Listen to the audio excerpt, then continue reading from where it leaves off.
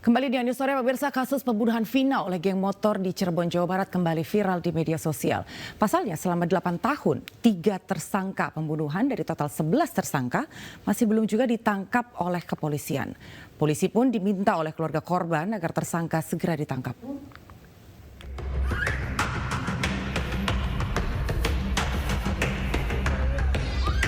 Keluarga Vina hingga saat ini masih merasakan duka. Kepergian Vina benar-benar menyesakkan keluarga. 27 Agustus 2016, peristiwa pembunuhan Vina dan kekasihnya mengejutkan publik. Vina yang saat itu kelas 2 SMK dibunuh oleh geng motor berjumlah 11 orang di Jalan Raya Talun, Kabupaten Cirebon, Jawa Barat pada 2016 lalu. Vina ditemukan tewas bersama kekasihnya Eki. Awalnya keduanya dilaporkan kecelakaan tunggal di Jalan Raya Kecamatan Talun, Kabupaten Cirebon. Namun setelah penyelidikan lebih lanjut, ternyata meninggalnya 2 korban tersebut bukanlah karena kecelakaan tunggal, melainkan korban pembunuhan oleh gerombolan bermotor. Kasus ini pun kemudian dilimpahkan Polda Jawa Barat dari Polres Cirebon Kota. Dari 11 orang pelaku, 8 pelaku telah ditangkap, 7 orang divonis penjara seumur hidup, sementara 1 orang hukuman 8 tahun penjara dan 3 orang masih buron. 8 tahun berselang, kasus pembunuhan dan pemerkosaan terhadap Vina di Cirebon, Jawa Barat kembali mencuat dan ramai di media sosial setelah diangkat ke layar lebar dari kisah nyata. Pihak keluarga korban Vina meminta polisi segera menangkap ketiga tersangka yang saat ini entah ada di mana keberadaannya. Dinyatakan 11 orang ya, yang ketangkepnya kan baru 8, 3 lagi memang belum. Itu sampai selesai sidang, sampai saat ini belum ada kabar beritanya yang 3 ini. Hampir 8 tahun gitu? Iya, makanya barangkali melalui film jalannya, siapa tahu kan diangkat lagi. Dan sekarang beritanya kan memang katanya Polda sudah bergerak tuh. Sementara itu, 3 DPO buronan polisi pelaku pembunuhan Vina diduga merupakan warga desa Banjarwangunan. Namun pemerintah desa Banjarwangunan masih belum dapat memastikan alamat ketiga tersangka tersebut dan sudah menyebarkan rilis dari Polda Jawa Barat.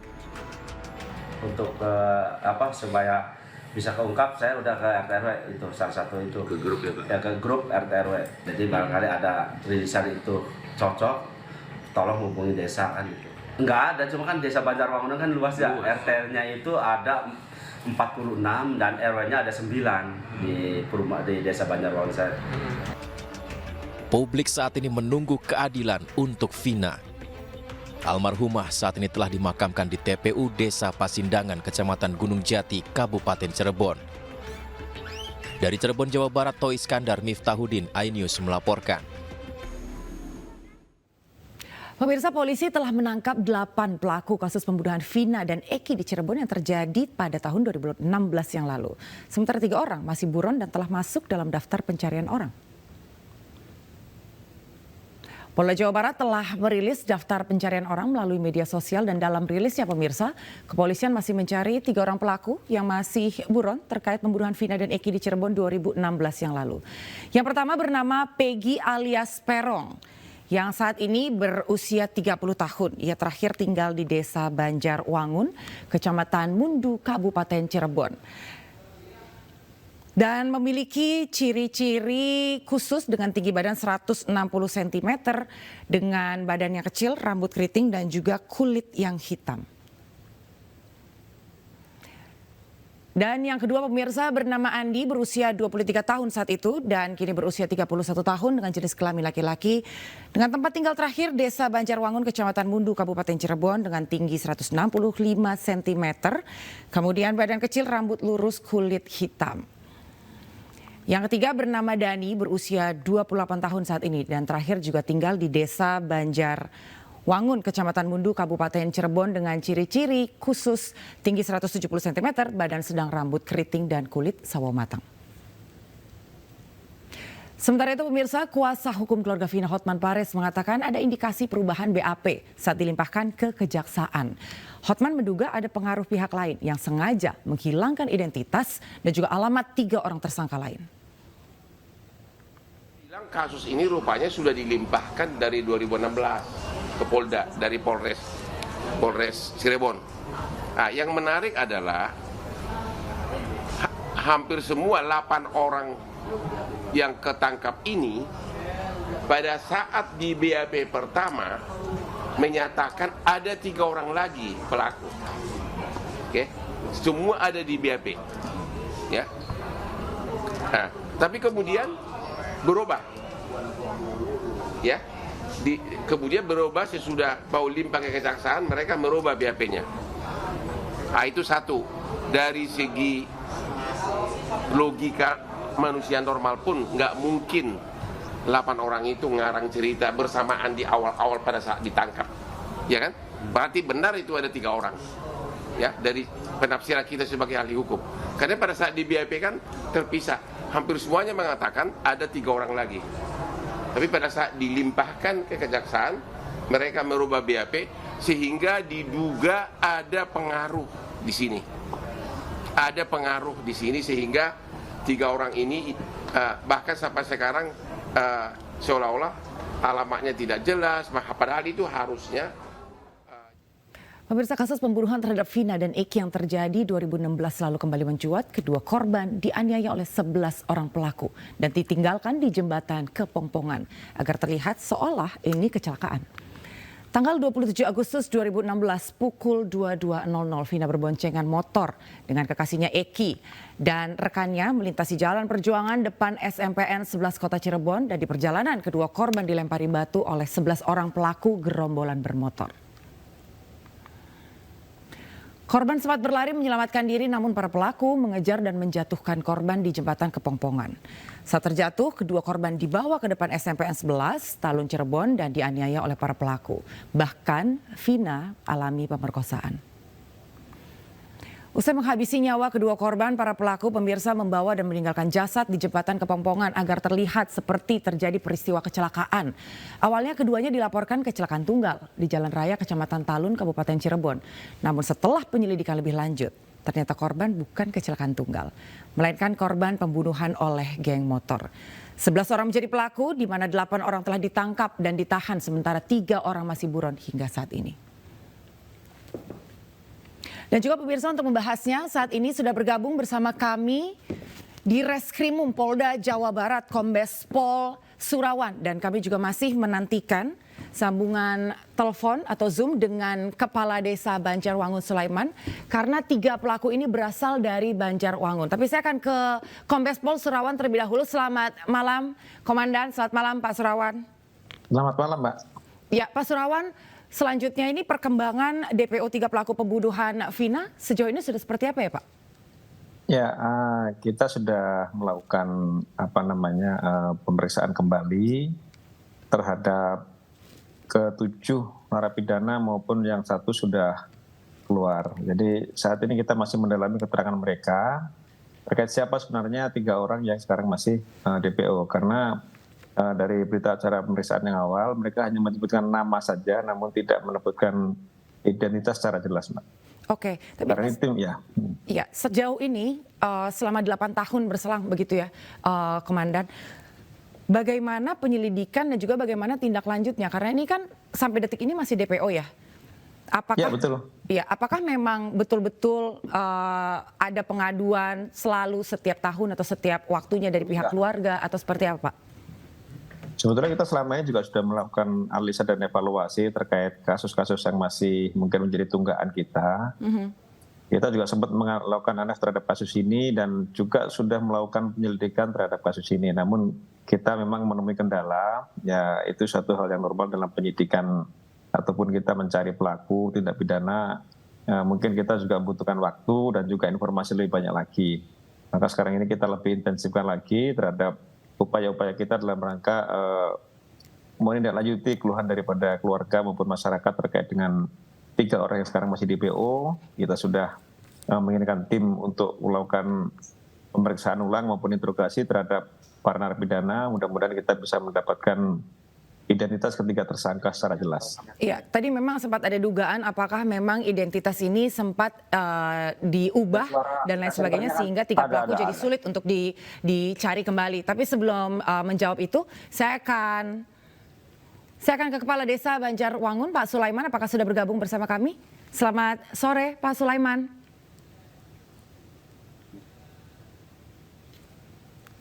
Selamat Halo, malam sore, Pak. sore, Oh, iya. halo, sore. Baik, Pak Sulaiman, bahwa informasi 3 DPO ini memang berasal dari desa Bapak. Apakah ada informasi terkait dari 3 orang ini, Bapak? Ya, sementara ini belum ada informasi. Kalau itu termasuk 3 warga Banjarwangunan juga belum termasuk 3 orang Banjarwangunan. Ya. Oke, berarti sampai detik ini belum ada informasi apapun. Dan bahwa bahwa 3 orang dari desa Bapak ini memang adalah DPO dari peristiwa 8 tahun yang lalu. Sebelumnya apakah memang sudah ada pengaduan atau informasi yang diterima oleh Bapak beberapa tahun yang lalu? Belum ada. Atau keluarga? Kebetulan kami menjabat kepala desa itu baru 2,5 tahun berjalan dari tahun 2022. Itu kasusnya rupanya itu 8 tahun yang lalu. Oke, baik. Pak Surawan bisa di follow up kembali berarti Pak. Tadi ada informasi atau dugaan begitu ya bahwa identitas atau keberadaan dari 3 DPO ini ada kemungkinan sudah dirubah sehingga nyaru begitu Pak untuk ditangkap. Ada juga dugaan kemungkinan pergi ke luar negeri dan lain sebagainya. Ada tanggapan Pak Surawan? Ya, dugaan-dugaan seperti itu boleh-boleh saja, namun kami dari pihak penyidik tentu akan mendalami setiap informasi yang kami terima, baik itu dari narapidana maupun dari masyarakat. Dan kita juga tentu berharap masyarakat yang memang pernah barangkali mendengar atau mengetahui ataupun melihat ciri-ciri sebagaimana yang sudah disebutkan dalam daftar pencarian orang, supaya memberikan informasi kepada kami. Intinya kecil apapun informasi yang kami dapat dari masyarakat maupun pihak keluarga, kami akan dalami untuk menelusuri keberadaan para DPO ini, Pak. Apakah ada penyidikan lebih lanjut atau meminta keterangan dari 8 orang yang lain, Bapak? Ya, itu pasti, Pak. Karena mereka yang tahu persis, karena dalam peristiwa ini tidak ada saksi lain kecuali para pelaku. Semua itu adalah mereka pelaku dan juga saksi di antara mereka sendiri. Jadi kita tentu akan mendalami ke-7 narapidana maupun 1 ex-napi yang sekarang sudah keluar. Kita lakukan interogasi ulang dan kita melakukan pendalaman keterangan mereka lagi. Kalau dari Pak Sulaiman sendiri, apakah ada tanggapan Bapak bahwa 3 pelaku ini memang belum pernah ditemui sama sekali oleh Pak Sulaiman, tapi semenjak film ini viral, kasus ini dibuka kembali, kemudian apakah keluarga ada yang mendatangi Bapak atau mungkin dari warga sekitar begitu? Ada informasi lain mungkin yang Bapak terima? Mungkin dari informasi dari kepolisian yang datang ke kantor desa, termasuk dengan Kapolres, dengan dari pihak Polsek Mundu dan Babinsa Babinkam, semua bergerak dengan rilisan yang kemarin tiga warga yang diduga itu masih diduga warga desa Banjarwangunan. Oke, baik. Nanti kita juga pasti akan menunggu bagaimana informasi yang lebih lanjut. Pak Surawan, terkait dengan motif, apakah sejauh ini sudah ada motif yang diterima oleh pihak kepolisian? Mengapa 11 pelaku ini melakukan pembunuhan secara brutal terhadap Vina dan juga Eki? Sebetulnya kalau dari motif sendiri terhadap para korban itu belum kita temukan, Mbak. Jadi memang mereka sesama geng motor sering berkonflik. Nah kebetulan karena 2 orang korban ini melewati, mereka sedang duduk-duduk, kemudian mereka melakukan penyerangan terhadap 2 korban ini. Jadi itu spontan malam itu terjadi, pelemparan pada para korban, kemudian lakukan penganiayaan sampai dengan korban meninggal dunia. Jadi untuk motif sendiri kita belum bisa menemukan khusus aksi mereka terhadap para korban ini. Dan juga 3 DPO ini kan berupa inisial ya Pak ya, sejauh ini kalau informasi yang kami dapatkan. Apakah karena inisial itu yang menyulitkan pihak kepolisian untuk mencari tahu keberadaan betul, mereka? Mbak. Jadi hanya nama panggilan saja yang mereka berikan dalam keterangan, sehingga itu mungkin perlu kita mencari informasi tambahan terkait dengan 3 orang ini siapa, identitasnya siapa, kemudian alamatnya di mana. Kita perlu melakukan penyelidikan lebih jauh lagi. Tapi bukankah 3 orang ini bermain dan juga bergaul dengan 8 orang yang sudah sudah ditangkap oleh kepolisian, Pak? Apa tidak bisa mendapatkan informasi dari 8 orang ini? Ya, betul Mbak. Mereka memang sering bermain dengan mereka, tapi mereka hanya menyebutkan nama saja, tidak menyebutkan secara jelas orang dari mana, kemudian asalnya dari mana, identitas lengkapnya siapa, mereka belum menyebutkan secara jelas di situ. Oke, berarti sejauh ini informasi yang didapatkan dari 8 orang memang masih berupa nama panggilan, bukan dengan identitas Betul. lengkapnya. Iya. Oke, untuk langkah lanjutannya berarti ke depannya apa, Pak? Tentu kita akan melakukan penyidikan lebih intensif lagi. Kita sudah membuat tim maupun mengirimkan anggota kita ke Cirebon untuk mendalami informasi-informasi terkait dengan ketiga orang ini. Nama-nama yang mereka sebutkan juga kami cari beberapa alternatif mana yang sesuai dengan mereka sebutkan. Kita juga terus mendalami keterangan mereka. Saat ini kita sudah melakukan pemeriksaan mereka juga di lapas terkait dengan para napi. Mudah-mudahan mereka bisa memberikan keterangan secara kooperatif. Apakah ada kerjasama dan juga koordinasi dan juga berkolaborasi dengan polda-polda lain dan juga dengan pihak imigrasi begitu Bapak? Tentu kita masih melokalisir informasi di sekitar Cirebon dulu. Kita membentuk tim gabungan antara Polda, kemudian juga Polresta Cirebon, Polres Cirebon. Kita membentuk tim gabungan di sana untuk melakukan penyidikan. Nah, kita yakin pelaku juga keberadaan pasti akan kita bisa dapatkan. Oke, mohon maaf nih Pak, bahwa sebelumnya peristiwa ini kan sebetulnya sudah lama terjadi, tapi akhirnya viral ketika film itu mencuat di bioskop. Dan baru pihak kepolisian kembali mengulik lagi gitu. Selama ini kemana Pak? Selama ini kita memang sudah melakukan seperti disampaikan bahwa kita minimnya informasi dari para pelaku ini Mbak. Karena tidak ada saksi lain kecuali mereka sendiri. Sehingga nama-nama ini sulit untuk kita dapatkan identitasnya secara pasti. Tapi dalam hal itu apakah pihak keluarga selalu menghubungi pihak kepolisian Pak? Selama ini mungkin mereka sudah berkoordinasi dengan Polresta Cirebon untuk bagaimana menanyakan perkembangan kasus ini.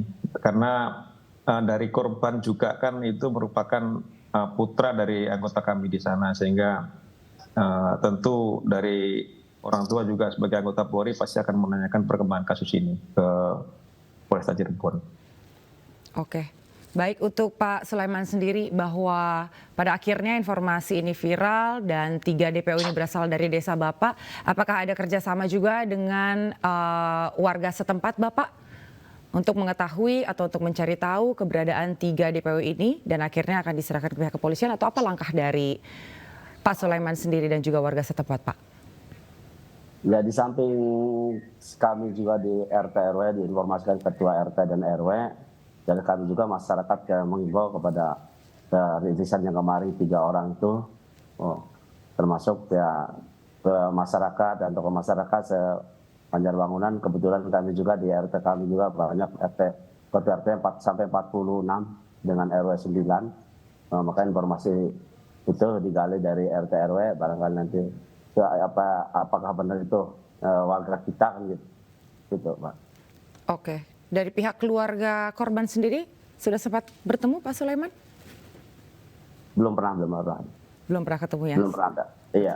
Oke, berarti sejauh ini masih berkoordinasi dengan RT RW setempat dan juga dengan masyarakat setempat. Pernah berkomunikasi dengan keluarga dari 3 pelaku? Ya, enggak ada. Belum pernah ada. Karena ini kan masih termasuk masih terduga juga. Enggak termasuk enggak pasti orang Banjarwangunan kan gitu. Okay. Karena ini namanya juga kemarin juga tercatat di desa Banjarwangunan juga. Kemarin dari kepolisian juga sudah langsung terjun ke masyarakat. Inisial ini nama-nama ini, tapi pas dikonfirmasi itu bukan juga. Baik, Pak Surawan, langkah lanjutannya akan menyisir wilayah atau daerah mana dulu Pak? Kita masih menyisir daerah sekitar Cirebon, Pak, untuk mengetahui keberadaan para DPO ini. Dan nantinya ketika memang berhasil ditangkap, kira-kira pasal apa yang dikenakan bagi 3 DPO ini, Bapak? Nanti kita lihat hasil pemeriksaan mereka. Sebelum kita menerapkan pasal, tentu kita melihat peristiwa ini secara utuh dulu. Apa yang mereka lakukan, kemudian peran mereka seperti apa, nanti akan ketahuan setelah kita lakukan pemeriksaan terhadap para tersangka nantinya. Dan ada juga informasi Bapak terkait dengan sosok ayah dari Eki yang menjadi sorotan. Apakah ada informasi terkait itu Bapak? karena informasinya bahwa sosok dari ayah Eki itu merupakan sosok dari anggota kepolisian. Apakah sempat ada berkoordinasi dan juga berkomunikasi? Ya. Untuk yang ayah korban, Mbak, yang anggota Polri. Jadi selama ini kita baru mendapatkan informasi bahwa yang korban adalah putra anggota Polri. Untuk para tersangka kita belum mendapatkan informasi ke arah sana. Kita harus temukan dulu para DPO ini sehingga nanti kita bisa temukan latar belakangnya nantinya. Oke, baik. Terima kasih Pak Surawan dan juga Pak Sulaiman untuk waktunya. Mudah-mudahan ini bisa cepat ditangani karena bagaimanapun juga pihak keluarga masih menuntut dan masih menunggu keadilan. Selamat malam. Pemirsa, viral video WNA maksud kami di Bali melakukan ritual bernuansa erotis yang diinisiasi WNA asal India. Informasinya sesaat lagi, tetap bersama kami.